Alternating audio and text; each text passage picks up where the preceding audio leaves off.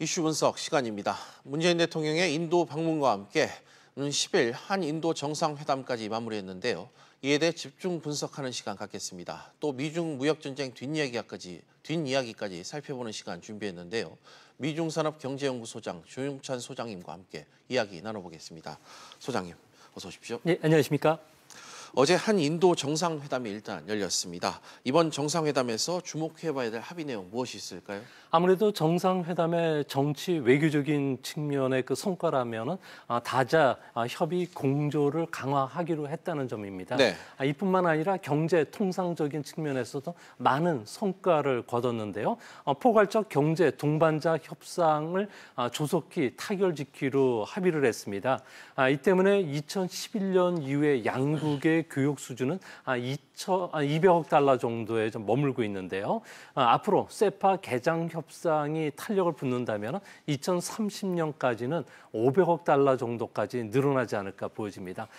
현재 인도의 그 양호율 수준 같은 경우에는 80%에 조금 못 미치는데요. 앞으로 85에서 90%까지 높아지게 될 가능성이 높습니다. 우리나라 같은 경우에는 망고나 파미자이오 같은 농산물을 주로 수입하게 되고요.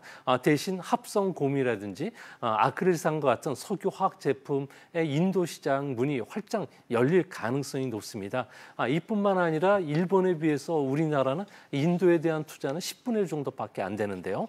세파 협상이 개정이 되면 중국에 진출된 2만 6천 개 우리나라 기업들이 인도로 몰려갈 가능성이 높고요. 이뿐만 아니라 혁신 협력센터나 미래 비전 그룹을 통해서 ICT라든지 로보틱스, 인공지능, 헬스케어와 관련된 다양한 첨단 기업들이 인도 시장에 진출할 것으로 보여집니다. 네, 아무래도 우리나라가 미래의 인도 시장에 주목해야 되는 이유가 좀 있지 않겠습니까? 어떻게 보세요? 아무래도 인도 시장 같은 경우는 거대한 인구를 갖고 있는 시장인데요. 2025년이면은 세계 1위 인구 대국이 된다고 합니다. 인도 같은 경우는 총 인구에서 제조업 노동 인구가 가장 많은 나라가 되는데요. 2020년 이후에는 임금 보너스기에 들어가기 때문에 현재 전체 노동자의 20%를 차지하는 제조업 노동 인구가 급속도로 늘어날 수 있다는 겁니다. 이렇게 되면은 아무래도 임금 수입이 증가하게 되고요. 또 개인 소비가 늘어나기 때문에 장기간 경기 확장 국면에 들어갈 가능성이 높습니다. 우리나라나 일본 그리고 중국 같은 경우에는 임금 보너스기에 들어갔을 때 주가가 크게 상승했었고요. 또 소비도 크게 늘었다는 점에서 앞으로 인도 증시가 우리나라 투자가들의 중국을 대체하는 새로운 투자처가 되지 않을까 보여집니다. 네, 한인도 정상회담 관련 소식 여기까지 짚어보고요. 이번에는 미중 무역 분쟁 소식 짚어보겠습니다. 미국 내 많은 경제학자 또 국제 정치학자가 이번에 그 관세 전쟁이 그 투자 규제나 환율 전쟁 나아가 글로벌 무역 전쟁으로 좀 이어질 것이다 이런 관측을 많이 내놓고 있잖아요. 미중 간 무역 마찰이 길어질 경우 미중 관계는 좀 어떻게 흘러갈까요? 네, 앞으로 미중 간의 무역 갈등이 계속 진행형으로 전개될 것으로 보여지는데요. 아무래도 미국 입장에서는 중국의 현재 그러니까 패권 도전 자체를 견제하는 전략적 차원에서 대중국 견제 정책이 진행이 될 가능성이 높습니다. 이렇게 되면은 앞으로 세 가지 시나리오로 흘러갈 가능성이 높은데요.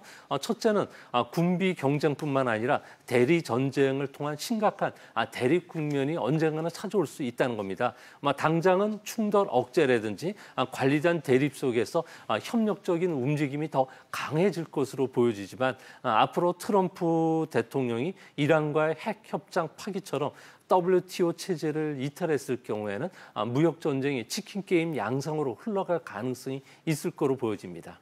네, 미중 무역 분쟁의 여파 때문일까요? 중국 기업의 대미 투자가 크게 위축됐다고 하는데 또 미중 관계가 이렇게 지금 악화되면서 실리콘밸리에서 중국 자본이 자취를 감췄다 이런 소식도 들어왔네요.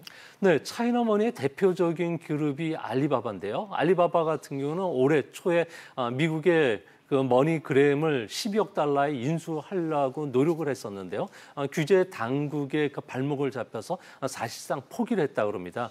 이뿐만 아니라 텐센트 같은 경우에도 현재 미국의 투자가 크게 줄어들었는데요. 이 때문에 올해 상반기 중국 투자 기업들의 대미 투자 금액은 무려 60% 가까이 줄었다고 합니다. 그중에서도 첨단 기술 분야 같은 경우에는 72%가 감소한 3억 4,400만 달러 정도에 불과했는데요. 아무래도 미국 입장에서는 까다로운 규제라든지 그리고 이런 그 여러 가지 규제 정책으로 인해서 기술 기반이라든지 딥 테크놀로지 쪽과 관련된 투자가 크게 줄 수밖에 없었다고 합니다. 앞으로 미국 같은 경우에는 두 가지 법안을 통해서 중국 기업들을 견제할 것으로 보여지는데요.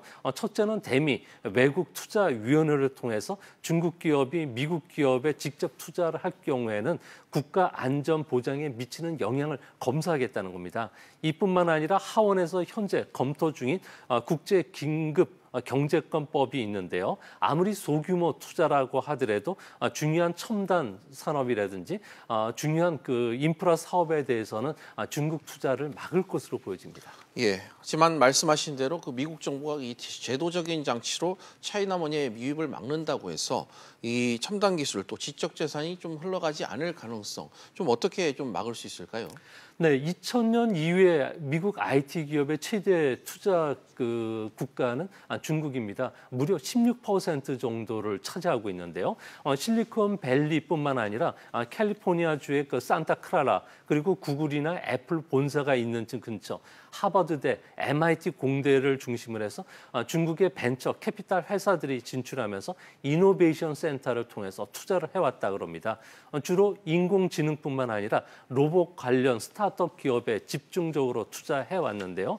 미국 기업 입장에서는 앞으로 규제가 된다면은 값싼 노동력을 활용할 수가 없게 되고요. 13억의 시장을 잃을 가능성이 있기 때문에 미국 기업들도 지금 반대를 하고 있다고 합니다. 몇 년 전만 하더라도 규제 정책이 시작되면은 소기의 목표를 달성할 수 있었지만 앞으로는 이런 그 규제가 시기가 조금 늦은 감이 있지 않나 이렇게 보여집니다. 네, 마지막으로 월드컵 관련 소식도 좀 짚어보겠습니다.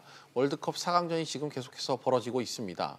이번 월드컵 축구장에 설치된 그 디지털 광고판 중국 기업 상당히 좀 일색이던데 32개 출전 국가도 아닌데도 중국 기업이 이렇게 본선에 일단 진출하지 않았지 않습니까? 이렇게 중국이 광고비를 강하게 지출하는 배경 어떻게 봐야 될까요? 네, 아무래도 공격적인 마케팅을 통해서 국제적인 지명도를 높이려는 노력을 펼치고 있는데요. 세계 500대 기업 중에서 중국 기업은 무려 115개나 된다고 합니다. 이 때문에 월드컵 공식 스폰서로 중국 기업이 7개사나 선정이 됐는데요. 이 때문에 8억 3,500만 달러를 피파에 제공을 했다고 합니다. 경기장 디지털 광고판에 등장하는 스포츠와 관련된 스폰서 업체로는 가전회사 하이신이 있고요. 또 브라질의 네이마르를 광고 모델로 쓴 그 TCL 가전회사가 있습니다. 이뿐만 아니라 벨기에 팀의 그 스폰서 역할을 해주고 있는 가전회사인 차홍도 있고요.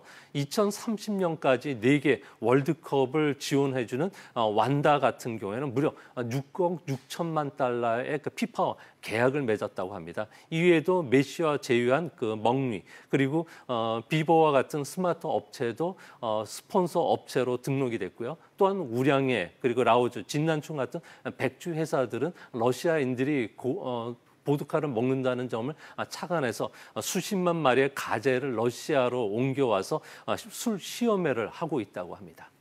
네, 지금까지 조용찬 미중산업경제연구소장과 이야기 나눠봤습니다. 소장님 오늘 말씀 고맙습니다.